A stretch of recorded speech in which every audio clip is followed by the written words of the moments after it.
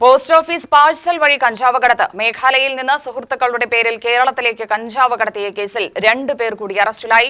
കൊല്ലങ്കോട് ത്രാമണി താടനാറ വീട്ടിൽ ചാമുണ്ണിയുടെ മകൻ സിബി എന്ന കൃഷ്ണൻകുട്ടി, സിബിയുടെ സഹോദരി കവിത എന്നിവരെയാണ് കേസിന്റെ അന്വേഷണ ഉദ്യോഗസ്ഥനായ Chittur excise circle inspector PK Muhammad Shafeeq arrest ചെയ്തത്.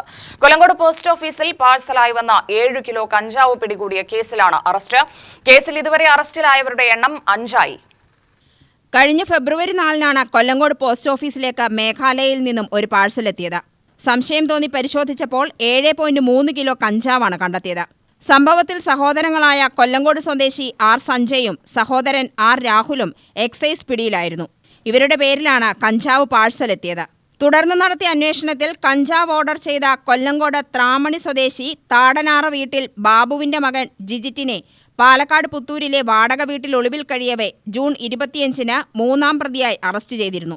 പ്രതിയെ ചോദ്യം ചെയ്തതിൽ നിന്നും ലഭിച്ച ബാങ്ക് അക്കൗണ്ട് വിവരങ്ങളുടെയും മറ്റു തെളിവുകളുടെയും അടിസ്ഥാനത്തിൽ പ്രതിക്ക് കുറ്റകൃത്യത്തിന് സാമ്പത്തിക സഹായം നൽകിയതും ഒളിവിൽ പോകുന്നതിന് സഹായം ചെയ്തതും കുറ്റകൃത്യത്തിന്റെ ഗൂഢാലോചന നടത്തിയതുമായ പ്രതികളായി ജിജിറ്റിന്റെ മാതൃ സഹോദരീ സഹോദരന്മാരായ സിബി, കവിത എന്നിവരെ പ്രതി ചേർത്തിരുന്നു.